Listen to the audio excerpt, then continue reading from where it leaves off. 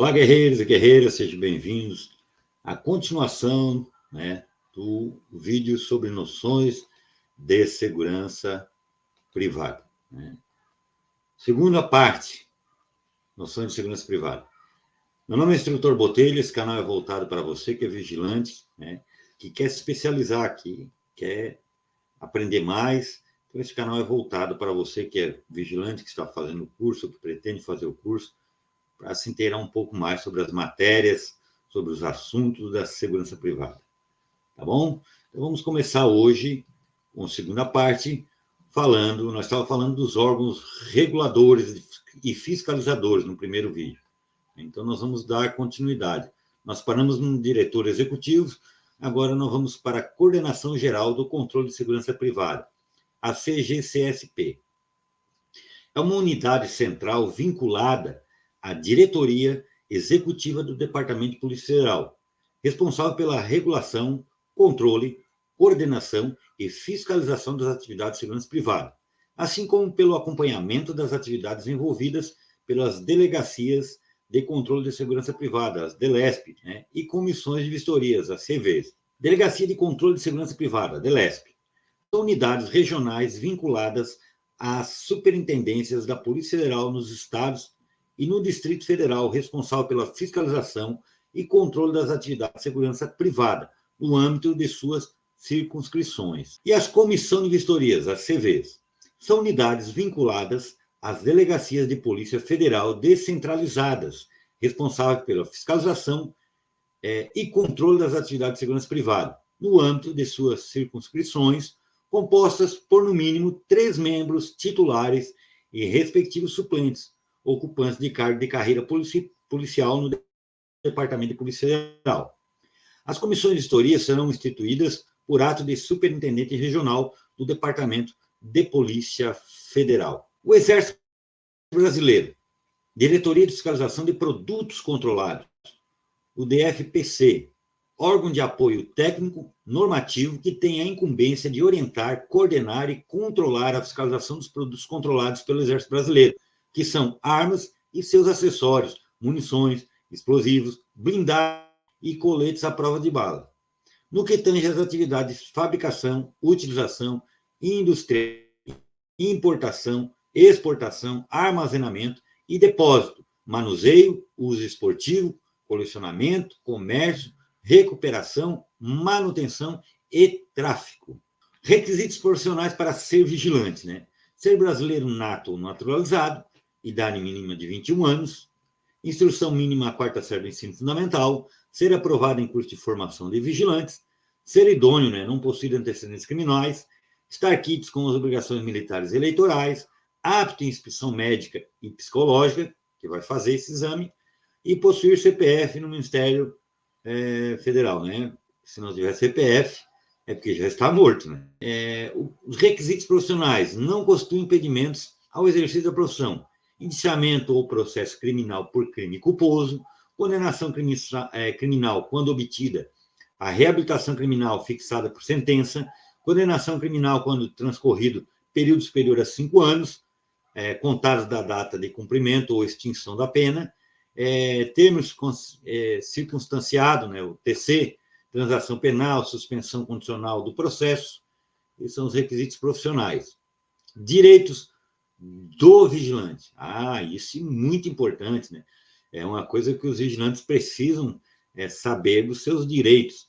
Está lá na portaria 3233, como nós tivemos um vídeo aí, falando sobre a portaria 3233 de 2012, do Departamento de Polícia Federal, onde orientei que os vigilantes lessem, Então, os direitos dos vigilantes está lá no artigo 163. Recebimento. Primeiro, o recebimento de uniforme devidamente autorizado às expensas do empregador, quer dizer, a empresa que fornece, que paga por esse uniforme. Porte de arma quando em efetivo exercício, quando estiver trabalhando. Utilização de materiais e equipamentos em perfeito funcionamento e estado de conservação, inclusive armas e munições, para dar uma condição de trabalho boa que ele dê para ele se utilizar os materiais em perfeito estado. Utilização de sistema de comunicação em perfeito estado de funcionamento, que é os rádios também, celulares, enfim, qualquer material de comunicação em perfeito estado, é um direito do vigilante. Treinamento regular nos termos previstos nesta portaria, na 3233, que é a reciclagem, as dispensas do empregador, 2 em 2 anos. Seguro de vida em grupo feito pelo empregador, é um direito do vigilante também. E prisão especial por ato decorrente no exercício da atividade. Esses são os direitos que está lá no artigo 163. Né? E os deveres do vigilante também está lá no outro artigo, que é o 164 agora. Lá estão os deveres do vigilante, da portaria 3233. Que o primeiro é exercer suas atividades com urbanidade, probidade e denodo, que é exercer suas atividades com educação, né, com honestidade e ser corajoso, né? Utilizar adequadamente o uniforme autorizado apenas em serviço. Olha só, muito importante, é teu dever, cidadão, é teu dever, vigilante, utilizar adequadamente o uniforme autorizado apenas em serviço. Isso para a sua segurança, né, para a segurança da sua família, devido à sua profissão. A sua profissão é segurança, né? Lidar com criminalidade. Então, é um dever seu. Portar a Carteira Nacional de Vigilante, CNV, é um dever seu também, né?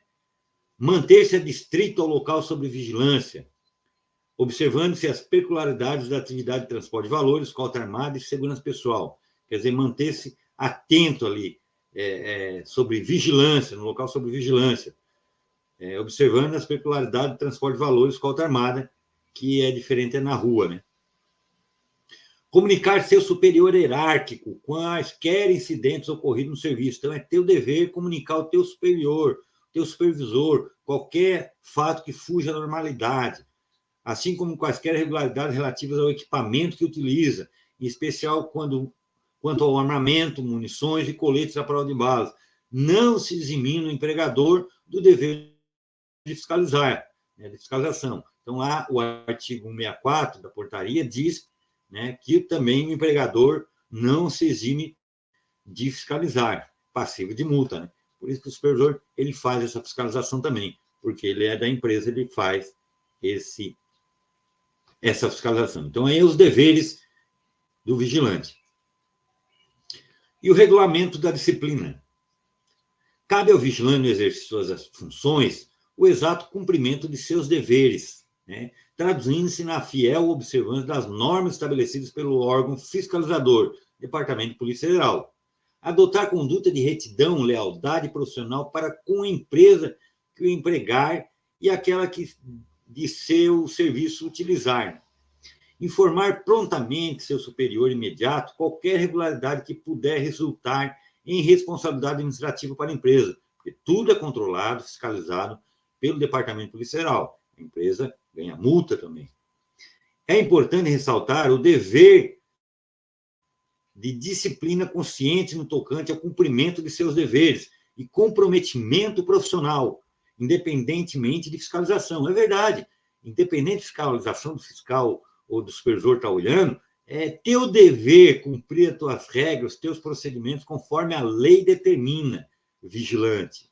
E a apuração das condutas do vigilante, apuração das condutas dele, dos erros, das falhas, das faltas. Está lá no artigo 165, as empresas de segurança privada deverão comunicar imediatamente à DELESP ou Comissão de Vistoria de sua circunscrição a ocorrência de ilícitos penais com envolvimento de seus vigilantes, quando no exercício de suas atividades e colaborar nas investigações. E apurar o fato em procedimento interno, juntamente com cópias de boletim de ocorrência e de outros documentos esclarecedores do fato, encaminhando cópia do procedimento apuratório à DELESP, ou Comissão de Vistoria, para conhecimento. Então, a empresa é obrigada a apurar as condutas do vigilante, né, lá no artigo 165, porque ela é responsável, então ela é passiva de multa também, ela é obrigada a fazer isso. Então, a profissão do vigilante é uma profissão séria, uma profissão de risco, uma profissão que deve ser levada na íntegra, lá no seu pé da letra, conforme a lei. As infrações administrativas para a empresa, né? Está lá, no artigo 65. Utilizar uniforme fora das especificações. Então, aí, ó, de novo, você vigilante que utiliza uniforme fora do serviço, primeiramente, você já não é um vigilante para mim. Porque o profissional que atua na segurança privada, que ele tem, como diz o meu amigo Éder Santos, ele tem lá, está no sangue, ele tem vocação, ele segue à risca as leis. Né? Ele utiliza o uniforme só em serviço, como a lei determina. Se utilizar o uniforme fora das especificações, é multa para a empresa, está lá no artigo 65. Trafegar com veículo especial de transporte de valores desacompanhado de cópia de certificado de vistoria, também. Deixar de utilizar equipamento de proteção individual fornecido pela empresa, como, por exemplo, capacete, botas, óculos, cintos especiais, coletes à prova de balas e outros necessários, né? Exercer as atividades de vigilância sem uniforme, também, se for pego pela Polícia Federal, infração administrativa para a empresa. Utilizar uniforme fora do serviço, de novo, falando lá no artigo 65, são penas administrativas para a empresa também. Trafegar com veículo especial de transporte de valores com certificado de vistoria vencido. Isso a empresa, se não tiver o certificado de vistoria lá em dia, também recebe multa e penalizações, né? Também faz parte das infrações administrativas utilizar em serviço armas, munições, coletes, à prova de balas ou outros equipamentos que não estejam em perfeito estado de funcionamento ou fora do prazo de validade. Está lá no direito do vigilante, então a empresa corre infrações administrativas se não tiver trabalhar dentro disso. Utilizar em serviço armamento, munições ou outros produtos controlados que não sejam de propriedade da empresa. Munições recarregadas, arma que não é da empresa. Guardar armas, munições ou outros produtos controlados que não sejam de propriedade da empresa. Guardar armas, munições ou outros produtos controlados no local inadequados. Negligenciar na guarda ou conservação de armamento, munições ou outros produtos controlados. Isso são infrações administrativas para a empresa. Utilizar armamento ou munições da empresa fora do serviço. Além do vigilante ser preso por porte de material bélico, também a empresa ganha multa. Exercer vigilância patrimonial fora dos limites do seu local de serviço. Né? Trabalhar em estabelecimento financeiro que realizem guarda de valores ou movimentação de numerários, bancos, ou em serviço de transporte de valores, desarmado ou sem coletes à prova de bala, infrações administrativas. Por isso que é bom você, vigilante, ler a portaria, para você entender. Né? Deixar de assessorar a empresa para que seja comunicado ao Departamento de Polícia Federal dentro de 24 horas da ocorrência de furto, roubo ou qualquer forma de extravio ou a recuperação de armas, munições e coletes à prova de balas. Também são infrações administrativas. O profissional de segurança deve estar atento às leis que disciplinam o seu trabalho na área. Constituição Federal, artigo 7, a CLT, Decreto-Lei 5.452, né? A Lei 7.102, a Portaria do Departamento de Polícia Federal, a 387, a Portaria do Departamento de Polícia Federal, a 3233, a Portaria do Ministério do Trabalho, a 191, as convenções coletivas de trabalho, né, do vigilante, as doutrinas e jurisprudências, são tudo infrações administrativas. Direitos trabalhistas, contrato de trabalho, né, do vigilante. Trata-se de um negócio jurídico expresso, escrito ou verbal, ou tácito, decorrente de um comportamento das partes, pela qual uma pessoa física, empregado, presta serviços continuados e subordinados a outra pessoa física ou jurídica, empregador, empresa, mediante o pagamento de salário. O contrato de trabalho poderá ser em tempo determinado ou indeterminado. Salário. O que é o salário? É um conjunto de prestações fornecidas diretamente ao trabalhador pelo empregador em decorrência do contrato de trabalho. Dos adicionais.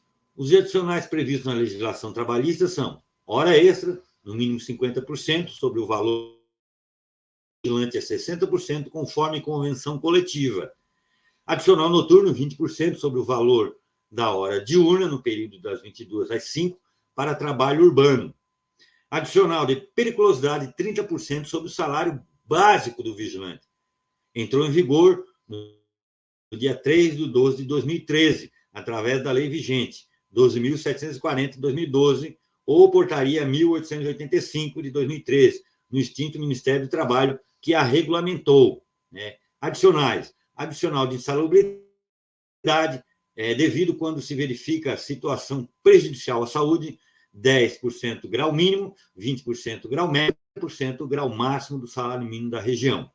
Adicional de transferência é devido ao mínimo 25% sobre o salário que recebia em caso de ser transferido, importância em mudança de residência, né?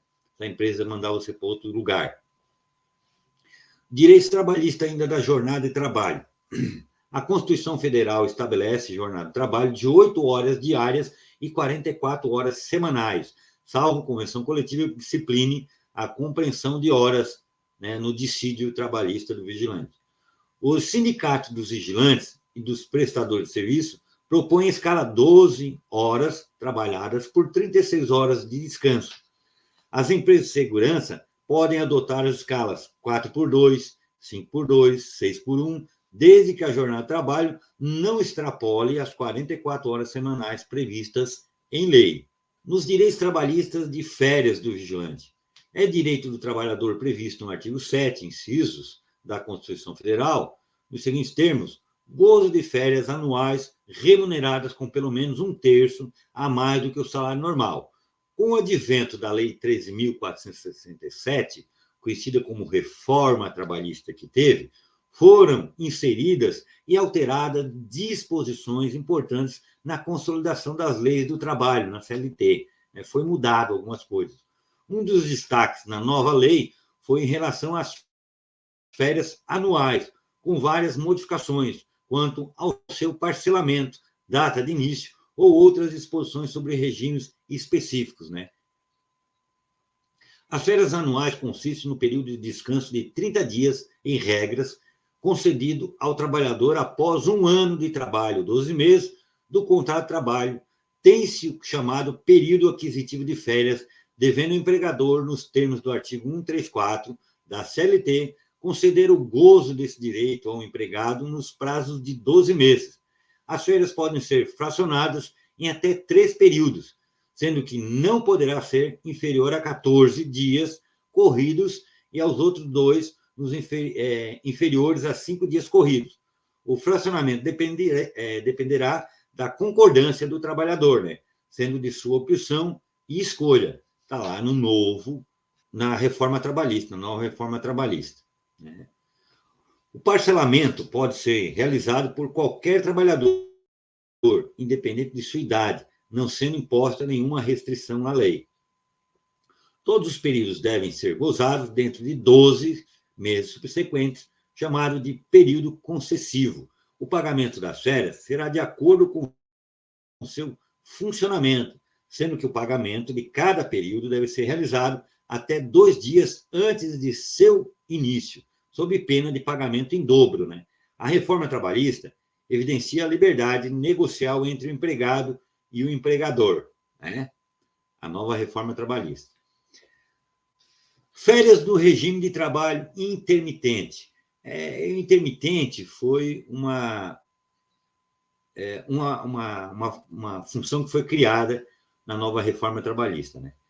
Conceito: o trabalho intermitente é aquele subordinado, mas que não possui vínculo contínuo, pois a prestação de serviço ocorre em períodos alternados. O contrato pode ser de horas, dias, semanas ou meses. É popularmente conhecido como bico. Por inserir tal modalidade, lá no artigo 442 da as férias no regime intermitente devem ser proporcionais ao tempo de trabalho realizado e também podem ser parceladas em até 3 períodos, a depender da negociação entre as partes. Esse intermitente, com a reforma trabalhista, foi criada essa modalidade, lá no artigo 442. E isso acabou com os feristas, né? Né? Foi criado esse intermitente. Férias no regime por tempo parcial. Conceito: o trabalho por tempo parcial é aquele que possui jornada de trabalho com menos de 44 horas semanais. Categoria que tem como requisito a carga horária reduzida, né?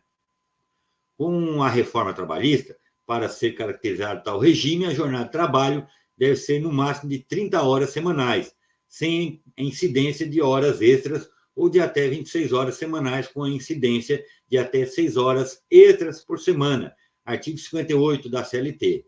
A Lei 13.467 estabelece o período de 30 dias de férias para a categoria, sendo que também há a possibilidade da convenção de 1/3 das férias em abono pecuniário, né? Perda do direito de férias, artigo 133 da CLT. Artigo 133, não terá direito a férias o empregado que no curso do período aquisitivo, deixar o empregado e não for readmitido dentro de 60 dias subsequentes à sua saída. Permanecer em gozo de licença com percepção de salário por mais de 30 dias. Deixar de trabalhar com percepção de salário por mais de 30 dias, em virtude de paralisação parcial ou total dos serviços da empresa, e tiver recebido da Previdência Social prestações de acidente de trabalho ou de auxílio doente por mais de 6 meses, embora descontínuos. Isso são direitos trabalhistas do vigilante, que está lá na noção de segurança privada. Isso são novos artigos da nova reforma trabalhista. Está lá na CLT, tá bom? Aí vai falar também dos direitos trabalhistas, terceiro, de salário, de 13º. O artigo 7, incisos da Confederação Federal, no artigo 88, estabelece que constitui direito do trabalhador o 13º salário com base na remuneração integral. A remuneração de referência para o pagamento do 13º salário é o do mês de dezembro do ano correspondente. O cálculo é de 1/12 por mês de serviço, 1/12 por mês de serviço, considerando-se como um mês a fração igual ou superior a 15 dias de trabalho. A primeira parcela, como forma de adiantamento, deverá ser paga entre os meses de fevereiro e novembro de cada ano, correspondente à metade do salário do mês anterior. A segunda e última parcela deve ser paga até 20 de dezembro, tá bom? Isso é o 13º salário, tá bom?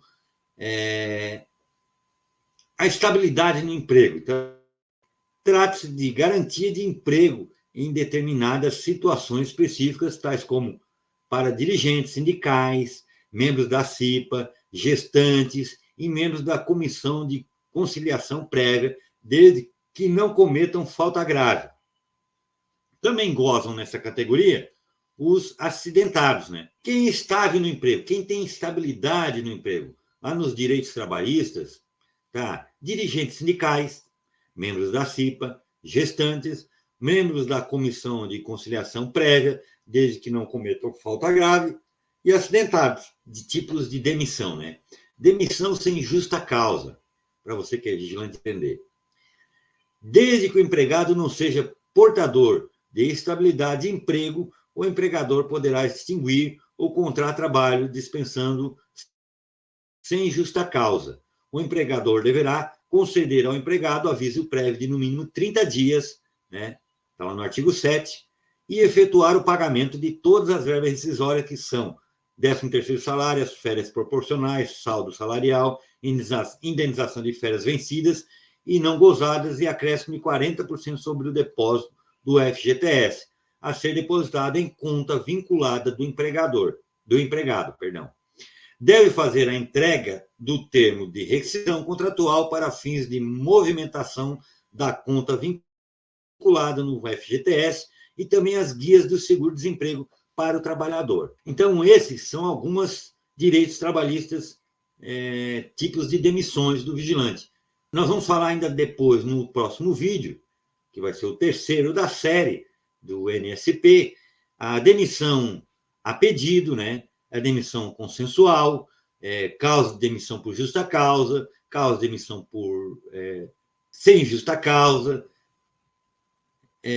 direitos trabalhistas tipo demissão, processo na Justiça do Trabalho, enfim, várias outras matérias, tá bom? Espero que esse vídeo tenha ajudado você, E nós vamos falar no próximo sobre esses direitos trabalhistas do vigilante, sobre demissão. eu pedi as demissões, né? O que está lá na CLT, tá bom? Obrigado a todos vocês aí. Comunique, participe, né? Valorize a categoria profissional do vigilante. Ajude o nosso canal aí também, né? Dê o seu like, tá bom? Obrigado a todos aí. Até o próximo vídeo. Fiquem com Deus. Até a próxima.